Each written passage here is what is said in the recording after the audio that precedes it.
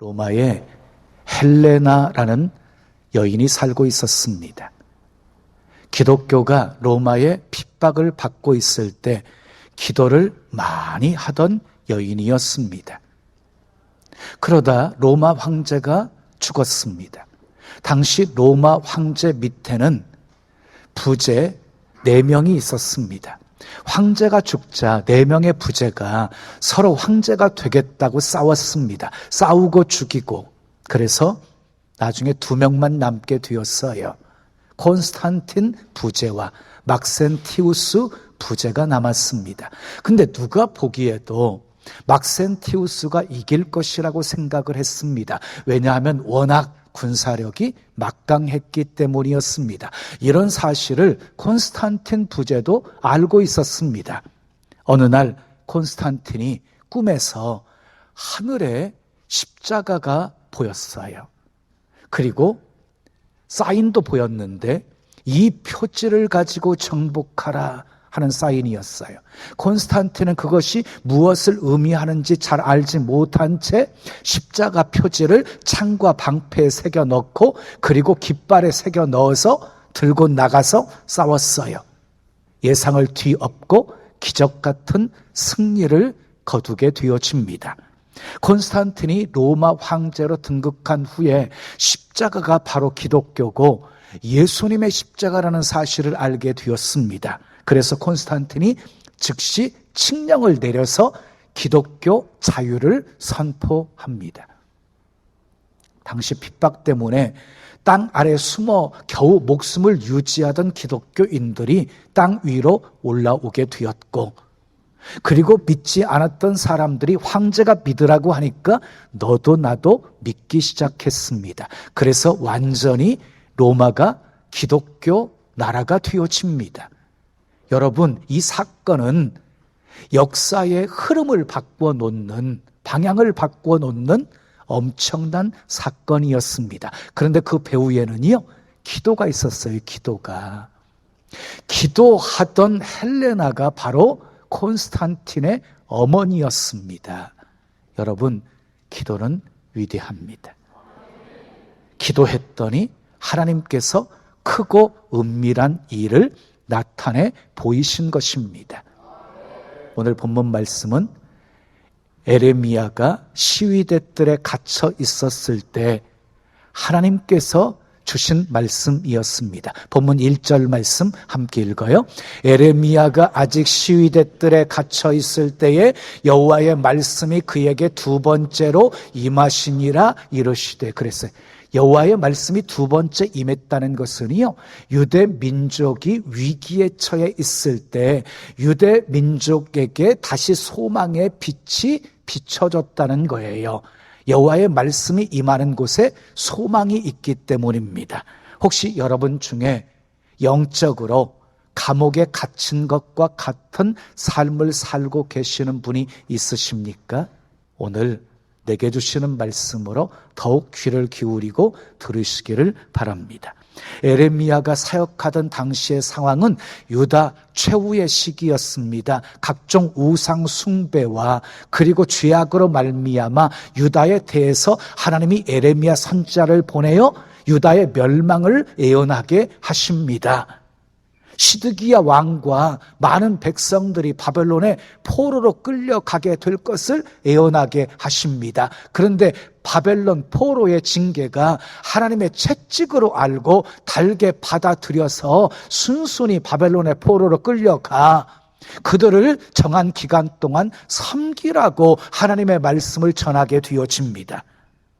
자, 그렇지 않고 만약에 바벨론에 저항을 하거나 예굽으로 도망가게 되어지면 칼과 연병이 따라가서 너희를 다 죽일 것이라고 하나님의 말씀을 전하게 되어집니다. 이 같은 말씀을 전해야 하는 에레미야는 가슴 아파하면서 흘리는 눈물을 주체할 수가 없었습니다. 그러나 그것이 살 길이었기에 그들에게 전할 수밖에 없었습니다. 여러분, 에레미야 선지자는 지도자였어요. 죽을 때 죽더라도, 망할 때 망하더라도 결사항전을 외쳐야 될 지도자가 순순히 항복하고 바벨론의 포로로 끌려가는 것이 살 길이라고 말하니까 다른 지도자들과 백성들이 분통을 터뜨립니다. 그래서 예레미야 선지자를 잡아 가두고 그리고 모진 고문을 하고 그리고 시위대 뜰에 있는 감옥에 가둔 것입니다. 시위대 뜰 감옥에 갇혀있는 예레미야 선지자에게 하나님께서 부르짖어 기도하라고 하십니다. 3절에 보시면 너는 내게 부르짖으라 라고 말씀을, 너는 내게 부르짖으라. 누구에게 부르짖으라고 하십니까? 하나님에게 부르짖으라고 하십니다. 하나님은 우리의 기도의 대상이십니다. 기도의 대상이신 하나님은 어떤 분이십니까? 본문 2절 3절은 이렇게 소개합니다. 함께 읽어요. 이를 행하시는 여호와, 그것을 만들며 성취하시는 여호와, 그의 이름을 여호와라 하는 이가 이와 같이 이르시도다. 너는 내게 부르짖으라. 내가 내게 응답하겠고 내가 알지 못하는 크고 은밀한 일을 내게 보이리라. 이 두 구절 속에 하나님은 어떤 분이신지를 아주 확실하게 소개하고 있습니다. 첫 번째 따라하겠습니다. 하나님은 일을 행하시는 분이십니다. 자, 2절 말씀 앞부분 봐요. 일을 행하시는 여호와라고 말씀하고 있어요.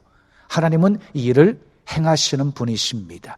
하나님은 살리기도 하시고 죽이기도 하시고 높이기도 하시고 낮추기도 하시고 가난하게도 하시고 부하게도 하시는 주님이십니다. 출애굽한 이스라엘 백성들이 홍해길로 인도를 받게 되어지지요. 그런데 앞에는 홍해, 뒤에는 애굽 군대가 추격해오는 상황 속에서 이스라엘 백성들은 심히 두려워하면서 모세를 향해서 원망하기 시작하지요. 그때 모세는요, 두려워하는 이스라엘 백성들을 향해서 구원을 선포합니다. 너희는 두려워하지 말고 가만히 서서 너희를 위해서 행하시는 하나님의 구원을 보라. 어떻게 되었습니까?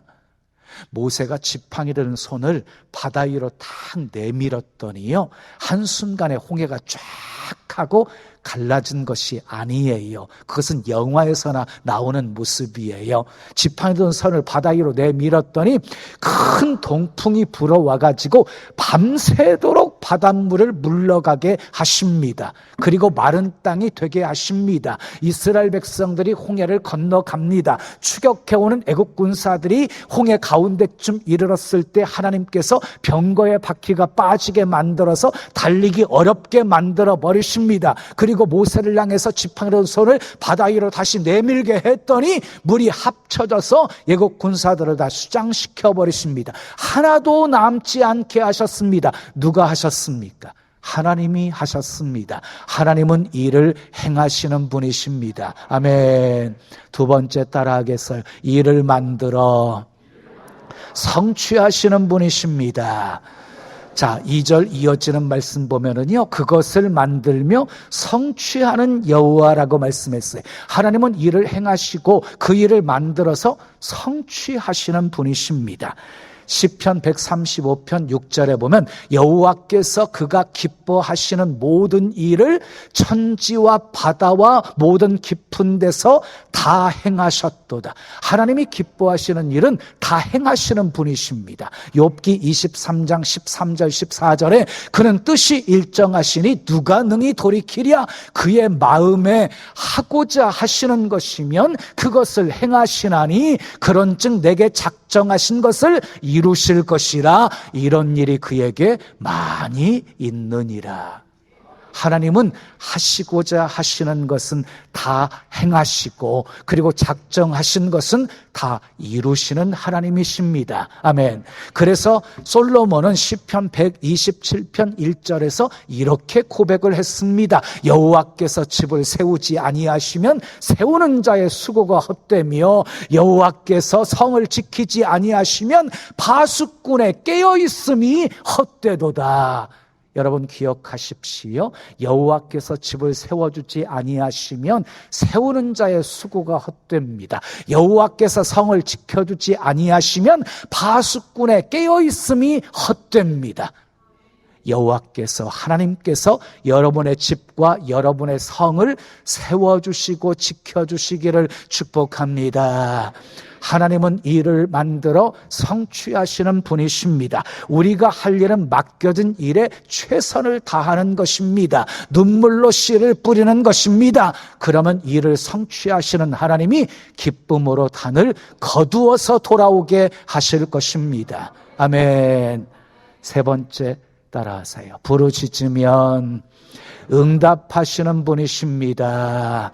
자, 이어지는 3절 말씀 보세요. 너는 내게 부르짖으라 내가 내게 응답하겠고 라고 말씀하고 있어요. 우리가 부르짖어 기도하면 하나님은 응답하시는 분이십니다. 그러기에 우리가 할 수 있는 가장 귀한 일은 하나님께 부르짖어 기도하는 것입니다. 아멘. 우리가 기도하면 하나님은 일하시기 때문입니다. 그런데 부르짖어 기도하는 것은요, 한두 번 기도하고 응답이 없다고 쉽게 포기하는 기도가 아니에요. 여기서 부르짖다는 히브리어로 카라라고 하는데 절규하다라는 뜻을 내포하고 있어요. 절규하다. 여러분, 어떤 기도가 절규하는 기도입니까?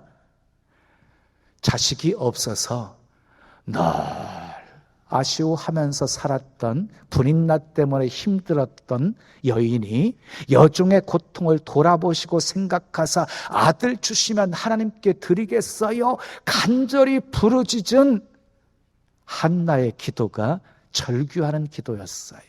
사형 선고를 받고 지난 날을 추억해 주시옵소서 눈물로 기도했던 히스기야의 기도가 절규하는 기도였어요. 겟세마네 동산에서 할 말하시거든 이 잔을 내게서 지나가게 하옵소서 그러나 내 원대로 마시옵고 아버지의 뜻대로 하옵소서 땀방울이 핏방울이 되도록 기도했던 예수님의 기도가 절규하는 기도였어요. 하나님은 절규하는 기도, 고통 속에 부르짖는 기도를 외면하지 않으십니다. 애굽 땅에서 고통 속에 부르짖었던 이스라엘 백성들의 기도를 들으시고 출애굽시키셨습니다.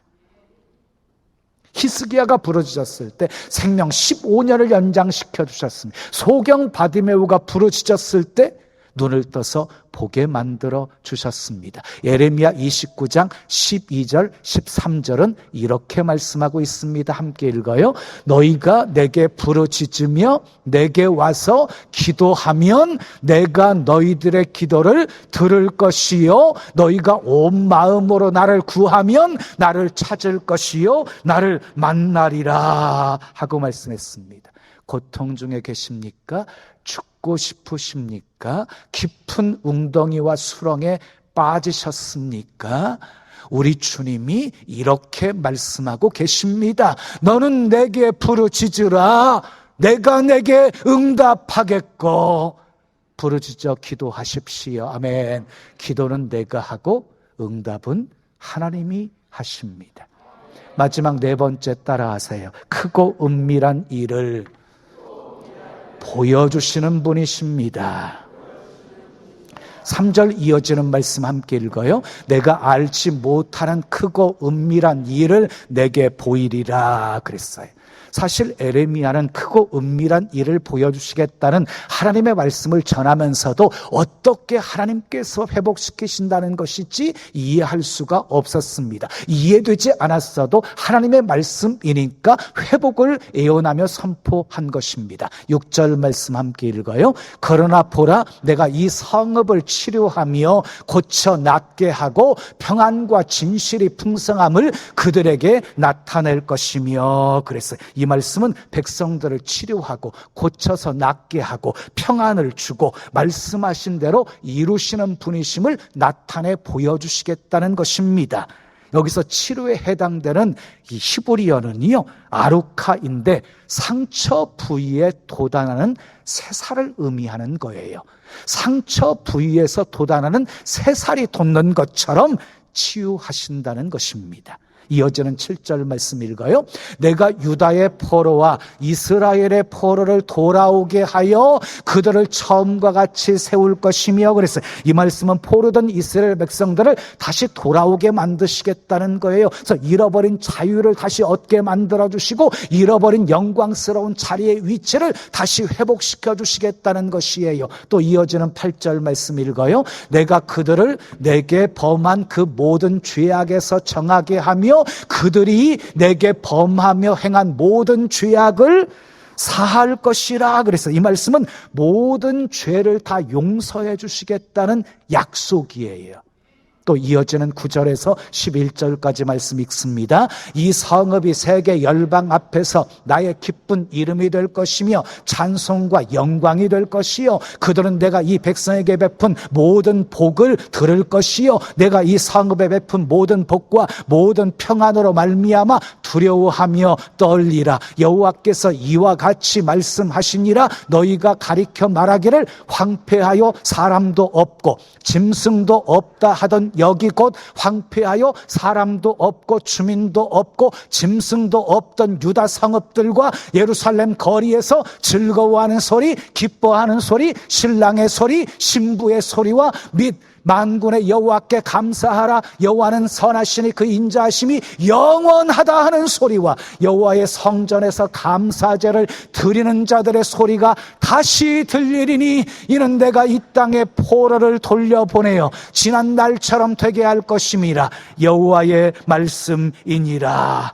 감옥에서 예레미야에게 보여주신 세계는 힘없고 비참한 조국의 현실이 아니었습니다. 하나님이 치유하시고 낫게 하신 성읍이었습니다. 포로 잡히기 전에, 폐허가 되기 전에 건재했던 성읍의 모습이었습니다. 모든 죄악을 다 용서받은 모습이었습니다. 세계 열방 가운데 기쁜 이름이 되어지고 찬송과 영광이 되는 성읍이었습니다. 유다와 예루살렘 거리마다 즐거워하는 소리, 기뻐하는 소리, 신랑의 소리, 신부의 소리, 하나님을 찬미하는 소리, 하나님의 성전에서 감사 제사를 드리는 소리가 다시 들리는 모습이었습니다. 이 얼마나 가슴 벅찬 영광스러운 장면입니까?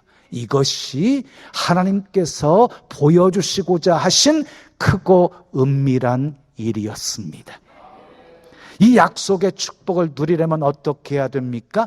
부르짖어 기도해야 합니다. 그래야 응답하시고 크고 비밀한 일을 나타내 보여주시는 것입니다. 부르짖어 기도할 때 하나님은 우리를 치유해 주십니다. 우리의 질병도 우리의 환경도 우리의 삶도 고쳐 주십니다. 부르짖어 기도할 때 우리 죄를 용서해 주시고 부르짖어 기도할 때 세계 열방 가운데 기쁜 이름이 되고 찬송과 영광이 되고 즐거워하는 소리, 기뻐하는 소리, 하나님을 찬미하는 소리가 넘치게 하십니다.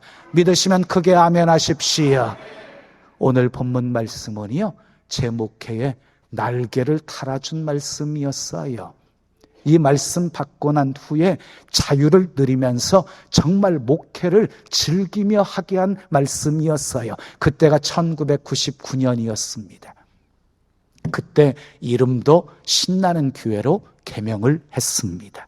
성전 부지를 놓고 기도할 때였습니다. 한 곳을 3년 동안 매달려서 작정 기도하고 금식 기도하고 집까지 이사해가지고 쳐다보면서 매일 저 땅 주세요, 저 땅 주세요 했던 땅이었습니다. 그런데 결국 안 되었습니다. 얼마나 목회 의욕이 꺾이는 것처럼 낙심이 되었는지 모릅니다. 며칠 지났습니다. 새벽에 힘없이 기도하고 있는데 하나님께서 이 말씀을 주셨습니다. 이를 행하시는 여호와, 그 일을 만들어 성취하시는 여호와, 그 이름을 여호와라 하는 이가 이와 같이 이르시는도다. 너는 내게 부르짖으라. 내가 내게 응답하겠고 내가 알지 못하는 크고 은밀한 일을 내게 보이리라. 이 말씀을 주시면서 깨닫게 하시는데요, 이를 행하시는 분도 하나님, 그 일을 만들어 성취하시는 분도 하나님, 기도하면 응답하시는 분도 하나님, 크고 비밀한 일을 나타내 보여주시는 분도 하나님, 다 하나님이 하신다는 거였어요. 근데 내 목회를 보니까 내가 하려고 하고 있어요. 있었던 거예요. 내가 부흥시키려고 하고 있었던 거예요. 내가 성전 부지도 매입하려고 하고 있었던 거예요. 이 깨달음과 함께 얼마나 회개하면서 울었는지 몰라요. 그리고 그때부터 100% 내려놓음이 시작되었습니다. 목회는 내가 하는 것이 아니라 주님이 하는 것이다. 나는 그냥 도구로 쓰임받는 것뿐이다 라는 사실을 깨닫게 되었습니다. 그리고 내가 할 수 있는 최선의 일은 부르짖어 기도하는 것이었습니다. 부르짖어 기도했습니다. 그때 하나님께서 응답하시고 크고 은밀한 일을 나타내 보여주셨습니다. 자, 기도가요 그때부터 달라졌어요. 기도가 달라졌어요. 지금까지는 저거 너무 좋아요, 하나님 저거 무조건 주세요, 이렇게 기도했거든요. 그런데 아무리 좋아 보여도요, 기도가 달라진 것이 너무너무 좋아요, 하나님 뜻이면 허락해 주세요, 아니면 막아주세요, 이것보다 더 좋은 것 예비해 놓으셨으면 안 되게 해주세요.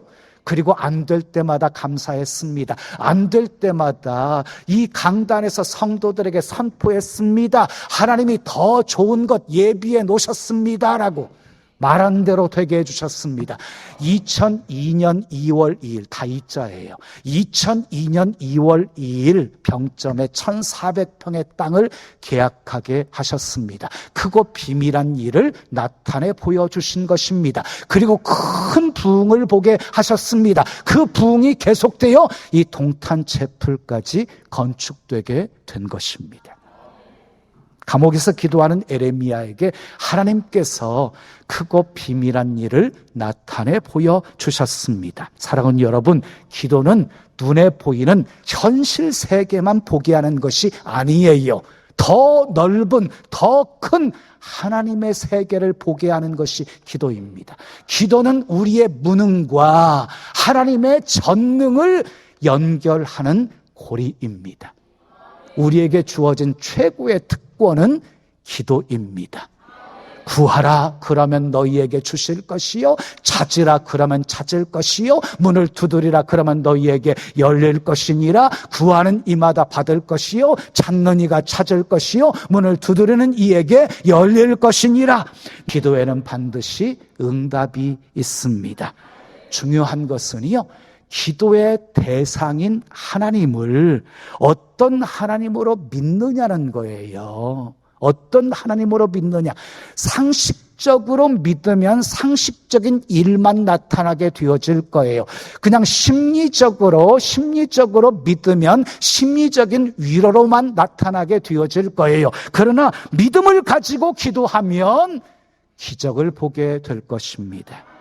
역사를 움직인 사람들 보십시오. 한결같이 기도하는 사람들이었습니다. 모세는 위기가 생기면 무조건 기도부터 했습니다. 엘리야는 응답받을 때까지 기도했습니다. 다니엘은 하루에 3번씩 기도했습니다. 마틴 루터, 종교学자 마틴 루터는 바쁠수록 하루에 3시간씩 기도하라고 했습니다. 하나님은 기도하는 사람을 통해서 역사하십니다. 사랑하는 여러분, 여러분의 삶에 어떤 문제가 있는지, 어떤 어려움 때문에 힘들어하는지 모르지만 하나님께서 이렇게 말씀하십니다. 나는 이 일을 행하는 여호와다. 그 일을 만들어 성취하는 여호와다. 지금도 늦지 않았다. 너는 내게 부르짖으라. 내가 내게 응답하겠고 내가 알지 못하는 크고 은밀한 일을 내게 보이리라.